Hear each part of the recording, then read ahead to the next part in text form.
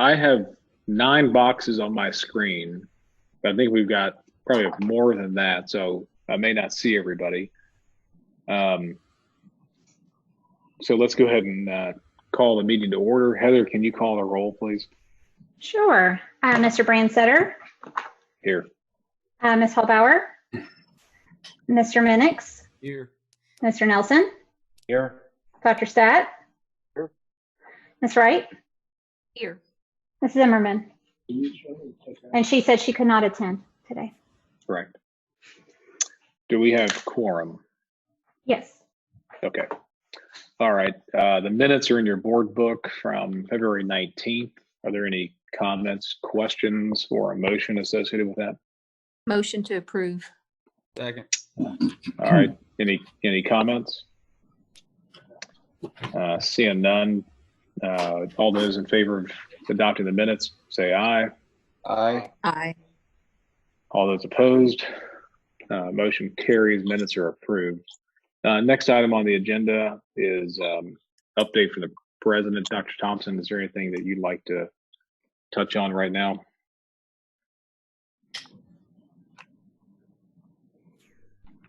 I thought he was here. Yeah, he has to unmute. Oh, I'm trying. there you go.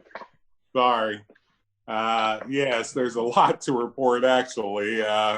Most of what you've been reading in the paper, we have, obviously, and I've been on the phone all day, to be honest with you, and all this week with presidents. And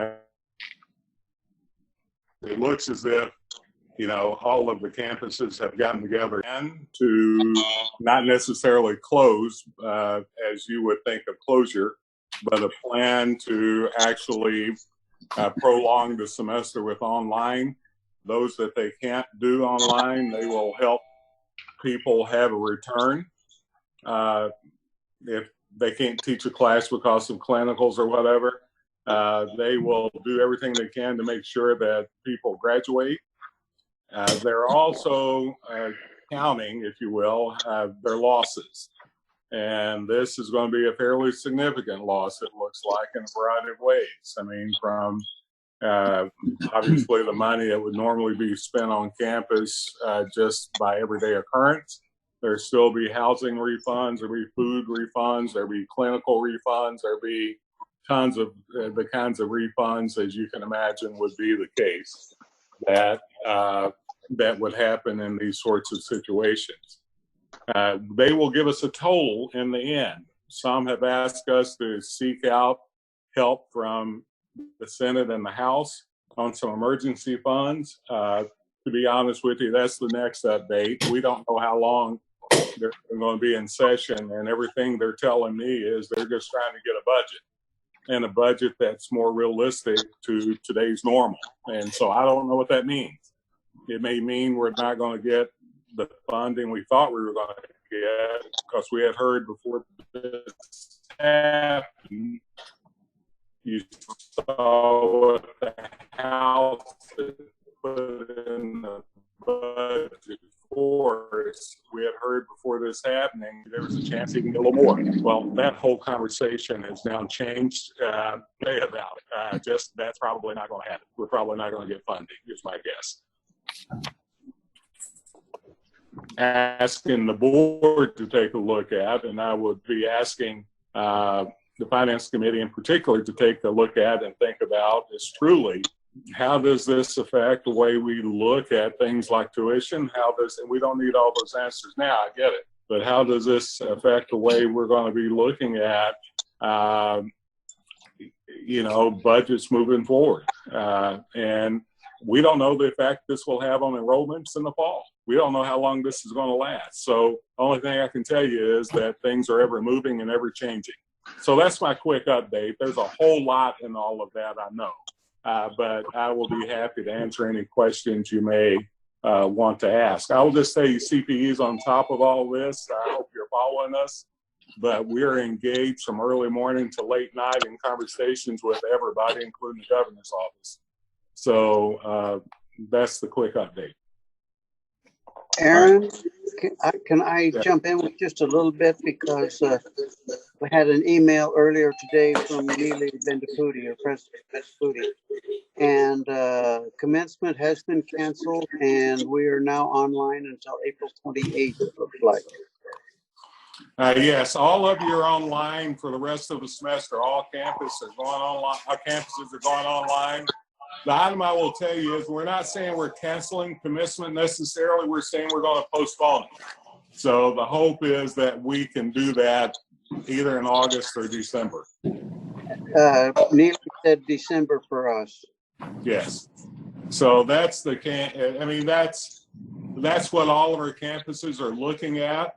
We're also trying to design a mechanism, and I will give campuses credit. It's amazing how well they're working to get people skilled up. People that never thought they could teach online are now being skilled up to do so. So this may, just as a point, this may change even the modality as the way we're doing business in the future.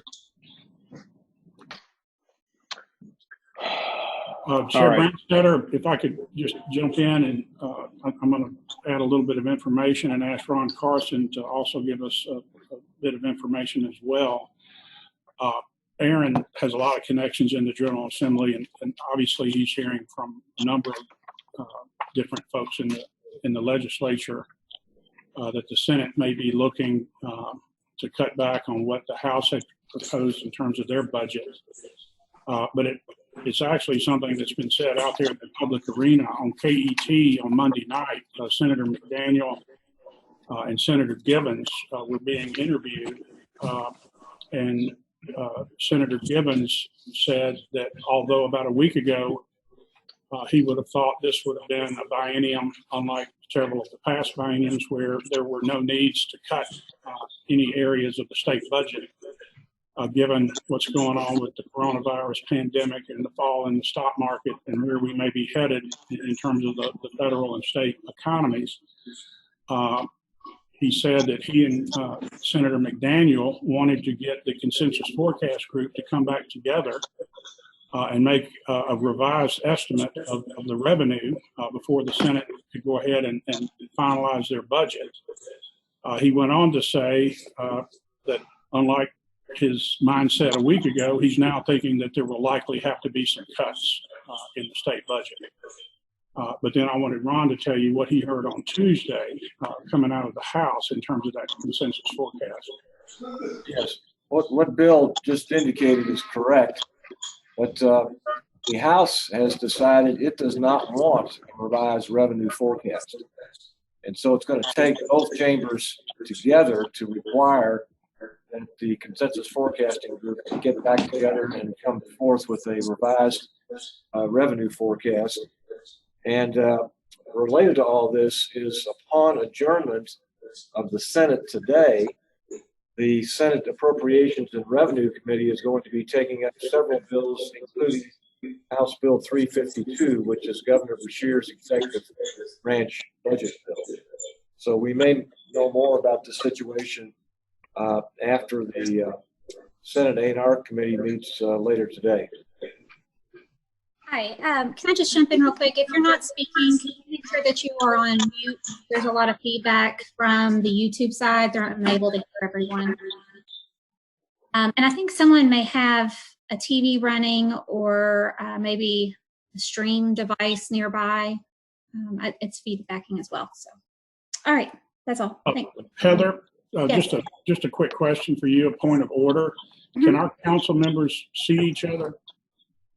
As far as I know, as long as they, enabled on their screen. Okay, because it was my understanding. Our setting might need to be changed. It was my understanding that from Travis Powell that in order for the Finance Committee and or the council, if they come together virtually like this, to be able to take action, they need to be able to see each other. If it's on gallery view, they should be all right. Oh, okay. Somebody just put it on gallery view, and so now we can see everybody. Yeah. Previously, we could not. Thank you. Did you do that, Heather? Nope. Okay. We've got somebody that understands technology in the room. Thank you, Sean. Okay, continue, Chair Branstetter. Thank you. Thank you, Bill. we've got section 4 is non-resident tuition MOUs. We've got 2 action items on that. One for Eastern Kentucky University, one for Western. Bill, can you roll through those? Yes, and I'll do it rather quickly because we've had some of these at previous Finance Committee meetings. Just to refresh everybody's memory, last year the council adopted a revised non-resident student tuition policy. And that policy basically reads that every institution shall manage its tuition and fee rate structures, price discounting, and scholarship aid for out-of-state students, so that the average tuition and fee generated by those out-of-state students exceeds 130% of the in-state sticker price. And as you know from the last Finance Committee meeting, exceptions can be requested to that 130% threshold, and that's what EKU and Western are requesting today. In terms of Eastern's proposal, it's going to target students from 17 states and Washington, D.C. You can see the states listed in the agenda item. I'm not going to go through each one of those. But they basically, in the MOU, they state that students from those states and the District of Columbia may receive a tuition scholarship, that no academically qualified Kentuckians will be displaced as a result of this MOU, and that the university will report annually the results relative to their enrollment management plans. WKU's MOU specifies that the institution will have the flexibility to set tuition for out-of-state students as long as those rates exceed the in-state resident rate. Students will be able to compete for need-based and merit-based scholarships offered by the university and their foundations. And again, no academically qualified Kentucky residents will be displaced as a result of the MOU. You've got copies of the MOUs in your packet. These MOUs have been reviewed by Travis Powell, our general counsel for the agency, and by Greg Rush, and by me and my staff. The structure and the content of those MOUs comply with council policy. Therefore, we recommend that the memorandums of understanding between EKU and the council, and between Western Kentucky University and the council, be endorsed by the Finance Committee so that we can take them before the full council on April 24th for their review and approval. So, and we've actually got some of the representatives from each of those campuses, from Eastern and from Western, that have access to make comments if they'd like. Ryan Green, I see you're on the call. Would you like to make any comments to the council before they take action? I don't have any. Can you hear me? Yes. I don't have any comments unless our VP for Student Success, Tamlee Wasson, who's also on the call, unless she's got any comments to make. I appreciate you guys getting this up here so quick. No comments for me. Thank you. Okay, what about Western Kentucky University? Nothing. We just appreciate the opportunity to do this MOU. Okay. Well, hang on the line. Our Finance Committee members may or may not have questions. So Chair Branstetter, staff recommends that the Finance Committee endorse these MOUs. all right, thank you. Can we have a motion before we start discussion? So moved. Bob, you're on mute. Second. Did he second? I don't Okay, know I how think we managed to get muted, but I did. Okay. is there any, we have a motion and a second on this. Is there any further discussion on this topic? I'd like to ask, it's a simple question. It's really relative to all of the MOUs. And how do we know that no Kentuckian will be displaced? What's the mechanism for verifying that no qualified student will be displaced? How is that sounds great and wonderful, but how is it enforced or accounted for? Well, part of it would be through their annual reporting process. And I think all of the Finance Committee members are aware that the number of high school graduates in Kentucky has been on the decline the past 2 or 3 years. And so our institutions do have excess capacity at this point. And so this is a way to fill seats with paying students without it impacting the in-state students. But I'm going to let a couple of our institutional reps jump in and respond to that question. That's exactly what I would say is, I think it's really a capacity issue. If our classrooms are full, then we may not have the capacity, but obviously that's not the case today. I agree with that. It is a capacity issue. There's no chance that we will turn away an in-state student as a result of offering the scholarship. And I assume that it's something that you can track on an annual basis as part of the reporting process. Is that correct? Yes. Yes, that is. Dr. Stapp, does that answer your question? Pretty much, yes. It's just one of those things that we put in.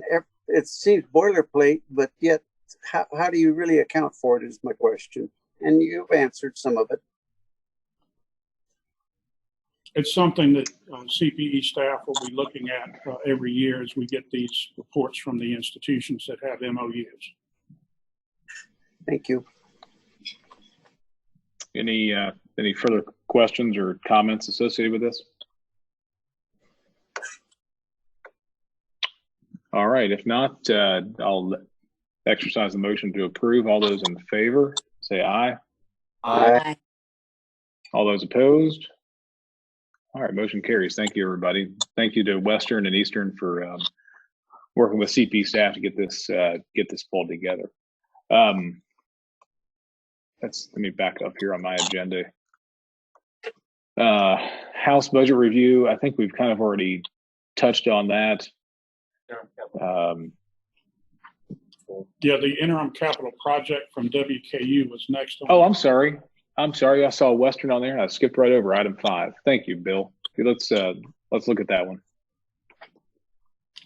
I'm gonna turn it over to Sean. Sean, would you like to walk us through this? Sure thing. Let me get the camera set up. On March 6th, the WKU Board of Regents approved a $1.5 million interim capital project, would be funded with agency funds and support the reconfiguration of 3 classrooms in their health sciences complex for nursing courses. This is a interim capital project, as I mentioned, and would be funded with institutional funds. The current configuration of these classrooms does not work for the department, and I believe Brian Russell is here to talk about the project and answer any questions you might have. Brian?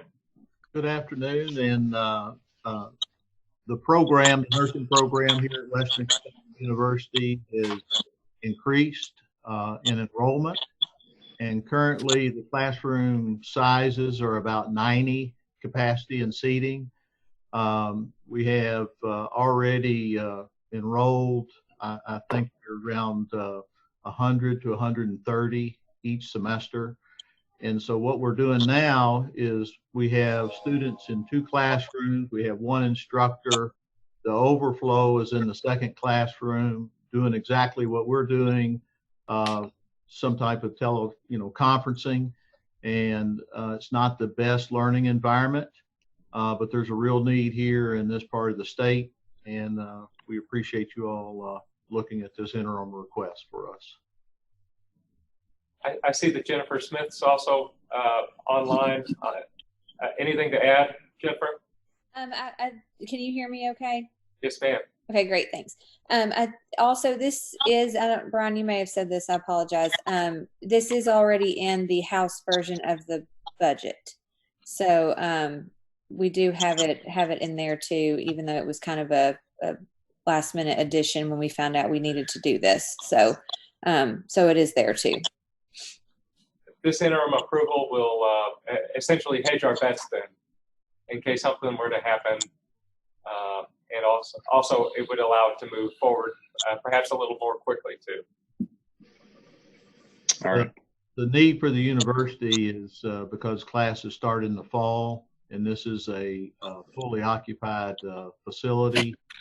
We need to do it over the next 90 days during the summer.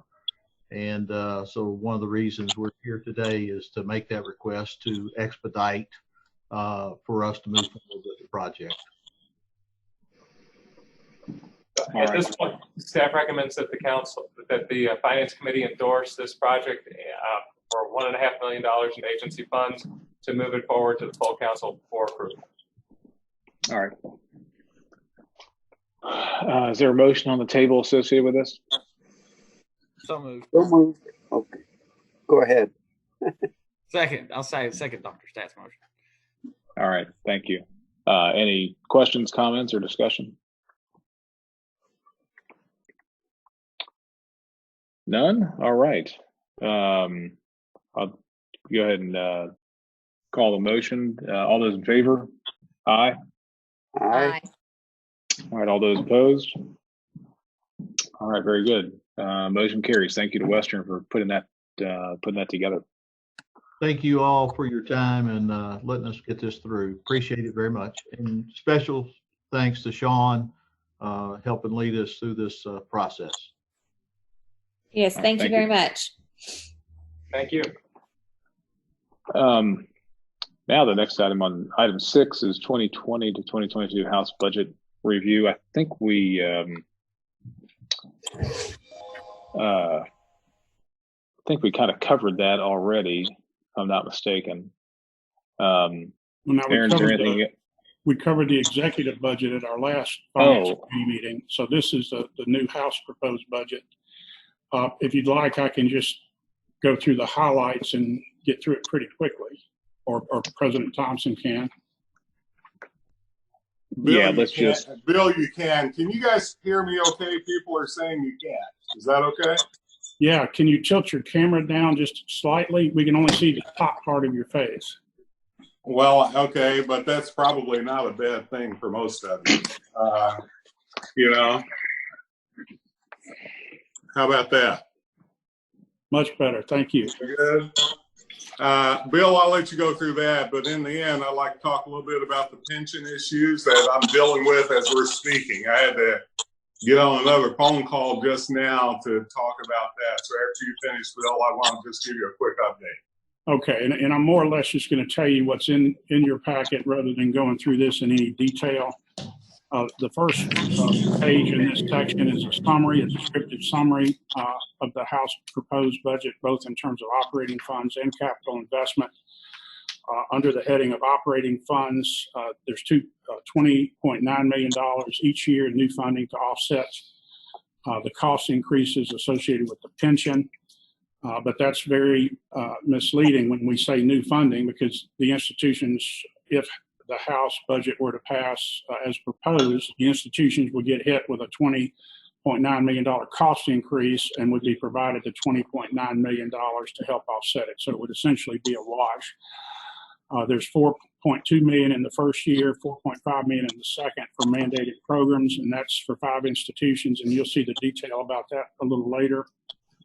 The House included $23.6 million in the first year of the upcoming biennium, $40.9 million in the second year for performance funding. And as you may recall, the governor's executive budget did not include any funding for performance funding, and the House budget does.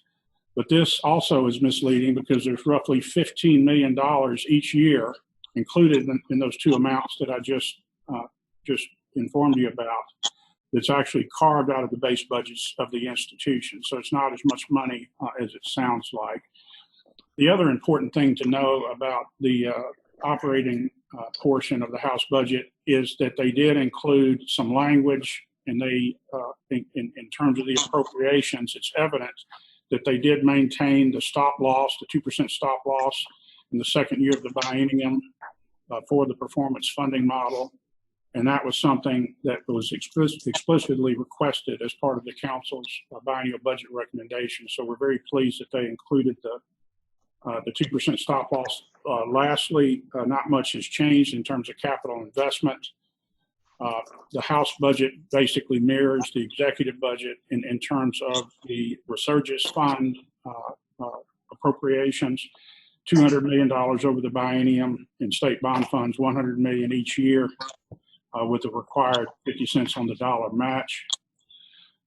Just going through these materials quickly, on table 1, we compare the House proposed budget, the funding components in the House budget with those in the CPE recommendation. The CPE recommendation is on the top half of the page, and then in the middle section of the page are the House proposed funding components.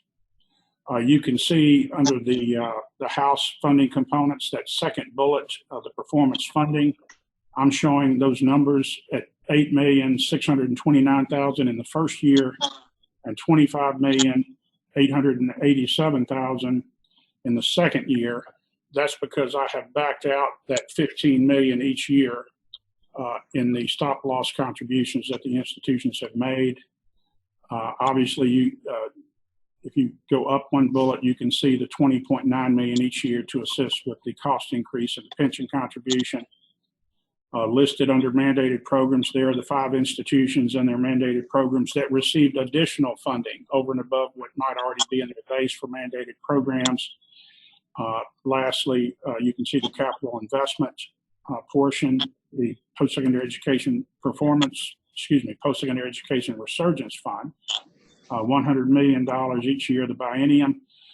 There was an additional capital project for the University of Kentucky to improve the Sanders Brown Center on Aging. That's a $28 million project, and the debt service is $2,307,000, and that was in the direct appropriation for the University of Kentucky in the second year of the biennium.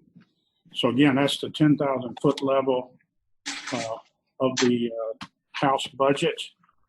Table 2, I'm not going to go through a lot of detail on Table 2. I'm not going to go through this. The 2 things I want to point out, in column G, the LRC budget review and the House backed out the quasi-pension adjustment. They actually included language in the budget bill, and it sort of redefined what's meant by formula base amount.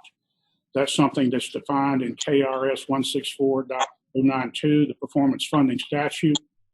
They notwithstanded that statute, and then they said, notwithstanding that statute, we're going to deduct those pension funds from the funding model in order to calculate the formula base, which you can see in column H. And then lastly, if you multiply -2% times the formula base, column I, those are the calculated stop loss contributions. And so each year of the upcoming biennium, if the House budget were enacted as proposed, $14,985,800 would be carved out of the base budgets of our post-secondary institutions in each of those years. So that's how that stop loss contribution is calculated. Moving on to Table 3. Again, a lot of detail on this table. I'm not going to go through it other than to say this is a crosswalk from the current year to the total appropriations in both the first year and the second year of the upcoming biennium under the House proposed budget. The upper half of the page is the first year, fiscal year 2020-21. The bottom half of the page is fiscal year 2021-22. And it's basically showing you how do you get from the current year appropriation to the appropriation levels that were included in the budget bill. And it's a combination of adding in the House proposed new funding. You can see the funding to assist with KERS increases at $20.9 million. You can see the added funding for mandated programs, the $4.2 million. And then under the 2 columns under the heading of base adjustments, you can see that they backed out the $14.9 million, almost $15 million for the stop loss contribution, and they backed out debt service. And so that's how you get from the current year appropriation numbers to those appropriation numbers in the House budget. I'm not going to go over this next table much at all. This is just included so you can see what the current year, and this is Table 4, by the way. In the current year, 2019-20, you can see what the mandated program funding amounts were, and then you can see what the funding amounts are for mandated program in the House budget each year of the upcoming biennium, and then the dollar difference. And you can see those 5 institutions, of course, that are receiving increases in funding for their mandated programs. Eastern Kentucky University, for their model laboratory school, is receiving the lion's share of the new funding at $2.5 million each year of the upcoming biennium. Table 5 is the proposed post-secondary education resurgence fund that was included in the House budget. And again, this is identical to what was in the executive budget that the governor proposed. The upper half of the page shows the authorized bond funds and how those would be allocated to each institution, $100 million in each year. And then it shows the biennial totals that would be allocated by institution. And then the bottom half of the page shows the required 50 cents on the state dollar match. And in the budget bill, those dollars were all shown in the first year of the upcoming biennium. And then over to the bottom right-hand side of the page, you can see the fund source. The General Assembly and the State Budget Office requested that each institution identify how they were going to meet the match, whether it be agency bonds or restricted funds. And so that's included in the budget bill as well. And so very quickly, that's an overview of what's going on with the House budget. And President Thompson, I believe you wanted to make some comments on the pension. And if anyone has any questions about the House budget, I'd be happy to answer those. Yeah, Bill, just a couple of things. I got some notice from the House that we should be talking to the Senate about the 2 pension bills that are in front of the Senate now, HB 171 and which would normalize the contribution, employer contribution. I think there's been a little Senate pushback. Not sure yet what it's going to look like getting approved, but the House has asked us to, help the Senate to understand the value of that to us. So the second thing is the TRS bill, which looks okay. I just got off the phone with a couple of presidents to talk about that. Bottom line, this is important to us, Finance Committee, because this may be the only dollars, if you will, that's given to us. And this is really not dollars given to us. It's just money that wouldn't be cut from us. So to give you an example, if the employer contributions go from 49 to up to 93 or almost 94 cents on a dollar, that's how much many of our institutions who are paying that, Northern has the most, would be paying. And so that's a cut. So even if we got the money appropriated, as an example, from the House, even if that was approved, and we still had to pay for those pension contributions that, from 49 to 93, then that would still be a cut. So if we don't get any funding and get that cut too, then we're up that proverbial creek. So that's why it's important that we are pushing for that pension relief.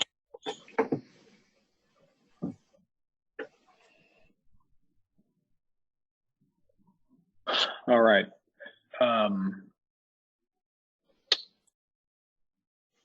think there's a lot going on right now and a lot of moving pieces on this whole thing.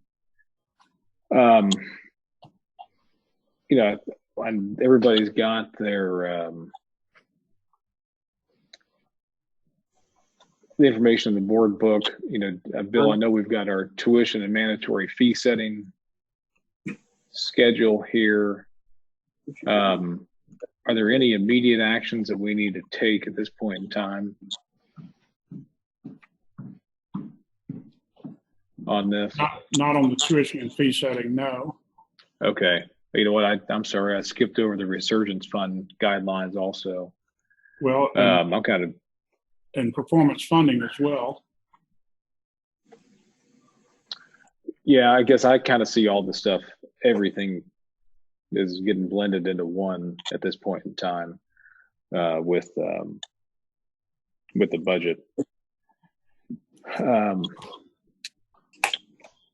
Are there any components in here? I think we've got a couple hypothetical things that we're looking at. Frankly, with where things are this week, I'm not even sure these hypothetical scenarios are how real they are. So, are there anything that was hypothetical is even more hypothetical now than ever? I'm not even sure we do anything. Yeah.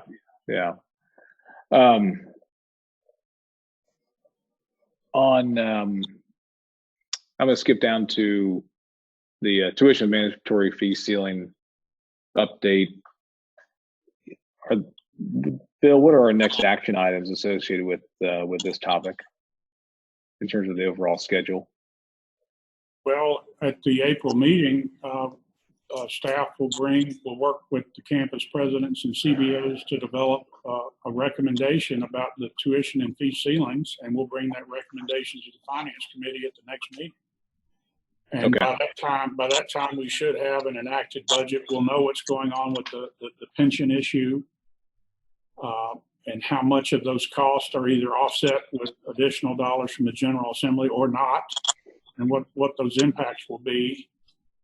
We might, by that time, be able to have a better understanding of how each of the mitigation strategies that have been implemented by our various post-secondary institutions in response to the coronavirus pandemic. We'll have a better understanding of how that's impacting our campuses from a cost perspective. What I'm hearing from some of the CBOs is that they are hopeful that CPE staff and council members, Finance Committee members and council members will keep an open mind along the lines of what you just stated, Chair Brandstetter, which is there are a lot of moving parts to this thing, and there are several key issues, if you will, that have major impacts on the budgets of our post-secondary institutions. And so they're asking, or at least they're communicating to me, that they hope we will err on the side of allowing plenty of input from our institutions as we set the ceilings for this upcoming biennium. Yeah. Well, and I know a lot of people are operating on a, week by week, day by day, hour by hour type scenario right now. So we need to be respectful of that. So I think I'm sorry. Ben, I'm sorry. I was just going to say, I think there are so many variables right now that are occurring, given sort of what's happening on campuses with not having in-person classes, what's happening in the economy as well, relative to anybody that might be watching a screen that's showing the rapid decline in the market today. I think that we may have to really consider what are going to be the impacts long term and what become those key priority issues. And maybe that changes the scope of where we're spending our time and effort, because I think that there are going to be some critical things that will go on, probably both for the state as well as for the individual institutions. Just my thought. Yeah, I appreciate that, Kim. Thank you. Chair Brandstetter, just to bring your attention to this, going along with the tuition and fee setting update, we shared about 5 or 6 tables and charts with the Finance Committee at our last meeting. In your packet, you've got 2 tables and 3 charts that were just added to the packet today, which actually a couple of these items were requested. For example, Dr. Stapp asked if we could provide some net price information, so that information is included in your packet.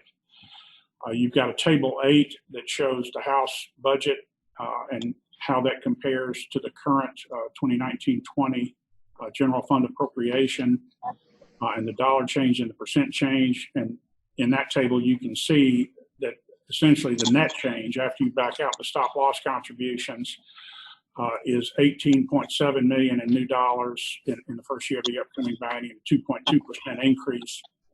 And even that's misleading because 20.9 million of those new dollars were to offset the pension increase. In table 9, and this is a key issue every year in terms of tuition and fee settings. Tuition and fee setting, our institutions have provided us with their fixed cost increase estimates for the upcoming year. You will notice we've got this marked draft for discussion purposes in the upper right-hand corner. The reason for that is we are going to send this back out to the campuses because a lot has changed in a week since these data were submitted to us. But at any rate, in the first column, it's showing the 2019-20 education and general expenditures at each of our campuses. That's total expenditures that are E&G related. And then you can see various categories of fixed cost increases: retirement system costs, other personnel costs, M&O, and student financial aid, and others. And then you can see the percent change in the far right-hand side of the table. For the system, it's about an estimated 2.7% increase in their fixed costs. But as I said, we're going to send this back out to the campuses and allow them an opportunity to make adjustments to this because they may have a new perspective on what their fixed costs may be this week than they did last week.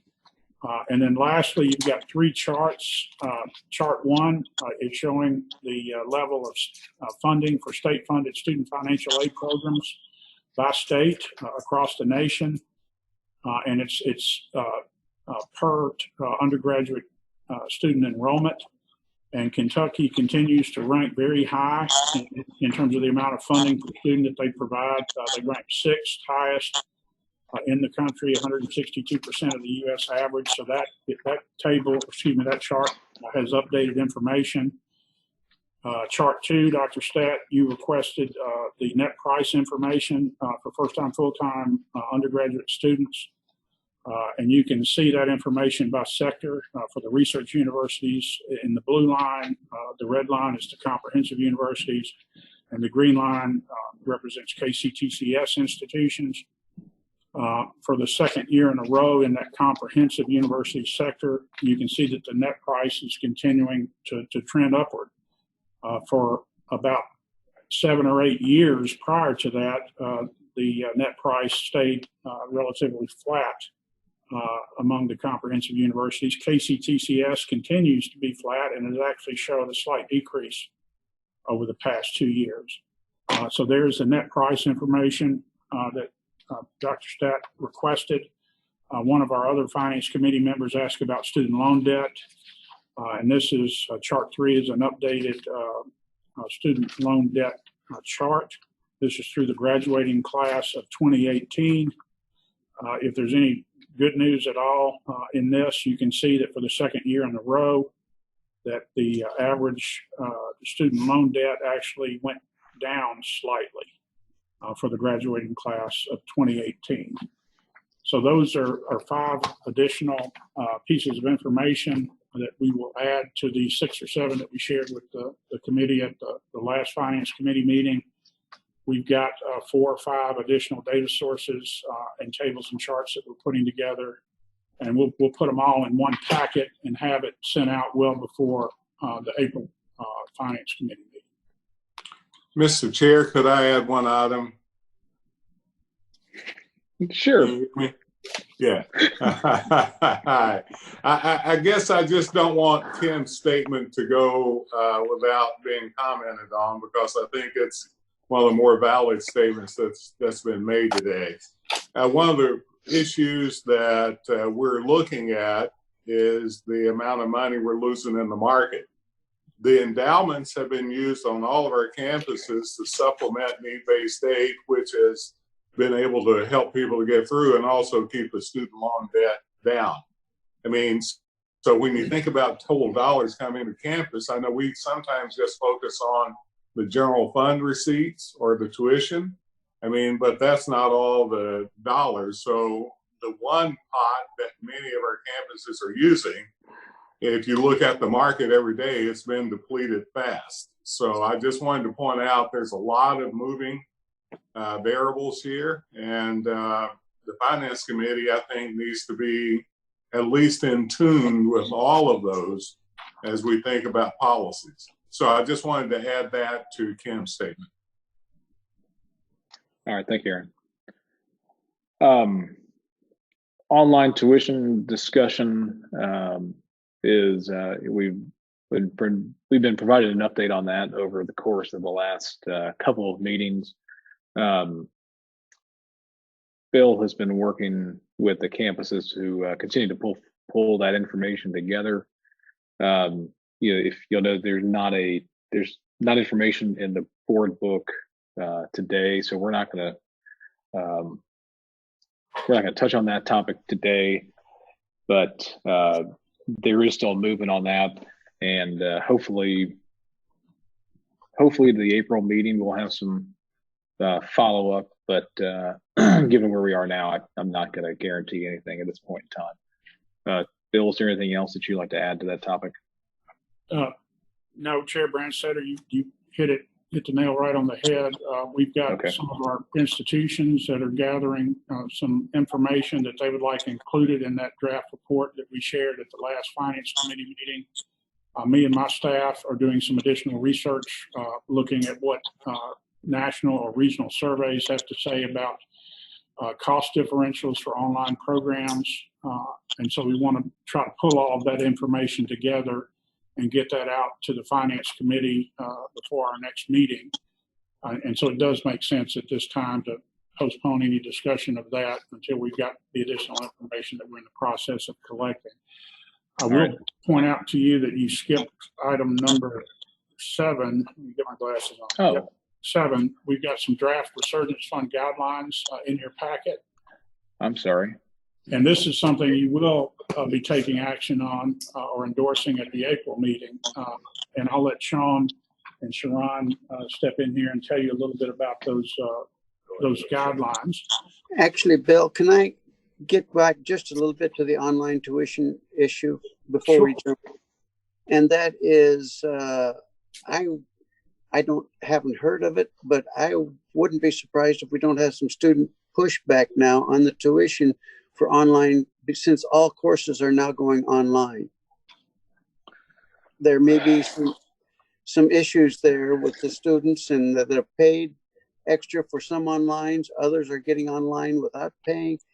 It could be, I'm just saying that that might be just a call for an alert. That's the extent of it. Yeah, Dr. Stat, you are correct, and I think if we thought that topic was going to be complicated 3 months ago, I think it gets even more complicated now. Yes. So, yeah, I'm going to throw up my hands on that one. Well, and I don't need any action or anything. I'm just bringing it to your attention. Score. Yeah. Is it this or this or yeah? I'm not sure right now. Okay. No, but I'm sorry. Are you signaling a touchdown? Yeah, that was this, or it's I don't know. Okay. You look like touchdown Jesus there, Chair Branstetter. Okay. Yeah. All right. Resurgence Fund. Thank you, Bill. I apologize for skipping that one too. All right. I've made him a Notre Dame fan after all. My work here is done. No, the guidelines for the Resurgence Fund are found on page 32 of the packet. And we've shared these guidelines, these draft guidelines, with the institutions at our last CBO meeting. I believe they have some suggestions for changes, so we'll try to incorporate them as well. We also shared them with the state budget office, and they noted that that our guidelines appear to be slightly more lenient than the bill might appear at the moment. And so we're working with them to see how lenient they think they can be in this process. But our guidelines start with the budget bill language as it appears in the House version of the budget, and then the proposed implementation guidelines. I guess I'll draw your attention to number 4 there. We believe that any kind of funding that's authorized for the institutions to use should be able to be counted as a match. And then also we believe that that the guidelines should allow for a whole project to be counted as a match towards another project twice its size. And so that's a point of discussion with the state budget office. The House bill language talks about each project having a component of institutional funds. And we think that it could be interpreted to be that, the funds as a whole have to be matched. It's kind of 6 and 1/2 dozen of another, in our opinion, but we're just trying to figure that out. And just to give you an example, if an institution had an asset preservation project that they wanted to implement at $1 million funding level, and they were to use all institutional funds for that $1 million project, what Sean is saying, if they were to identify a second $2 million project that was separate and apart from the $1 million project, we would like to see flexibility included to allow the institutions to then use state bond funds to pay for the entirety of the $2 million project. So you do have the 50 cents on the dollar match. And again, given this environment that we're in right now, I can't imagine why we wouldn't want to give the institutions as much flexibility in that regard as possible. But again, as one thing Sean said is very important, is that these guidelines were drafted using the language and the verbiage that was included in the House budget. Once we get the Senate budget, a conference committee budget, and ultimately an enacted budget, that's the language that would drive what we include or don't include in the guidelines. That's one reason we're sharing these in draft form with the Finance Committee at this meeting. In addition to wanting to get input from the CBOs and the Budget Office, we'll be sharing these draft guidelines at the April President's meeting, getting input from the presidents, but we want input from our Finance Committee as well. And so if any of the Finance Committee members read through these draft guidelines and have some ideas about how they could be improved or modified, we definitely want to hear from you. And I'll just mention that one of the reasons that the institutions want the flexibility is because the timeline is very compressed. They have to do most of these asset preservation projects during the summer, which is quickly upon us, and then they'll have this summer and next summer to do these projects. And so that's the reason that they are requesting so much flexibility, or one of the reasons. And finally, I will draw your attention to number 6 here. As the budget bill, the language requires, the Council on Post-Secondary Education will confirm the project match, and we will also be confirming that the individual projects that will be funded with these dollars. So to ensure that they meet the guidelines, that they are indeed asset preservation projects.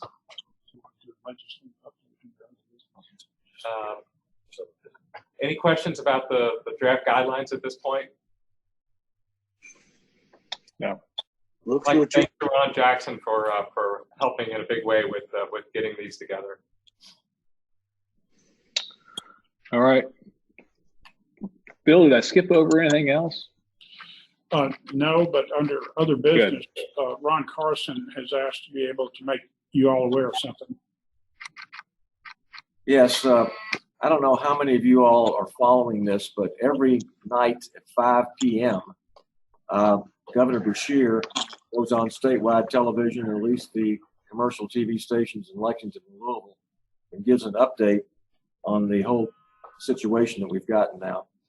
And last night, and President Thompson may have more updated information on this, the governor said that the General Assembly has only 2 options: pass the budget quickly and go home, or go ahead and adjourn. And he indicated if they chose the latter, he would call them back in a special session to eventually pass the budget. So that was what was said a little less than 24 hours ago, and I don't know if there's anything that's changed, President Thompson, since that time.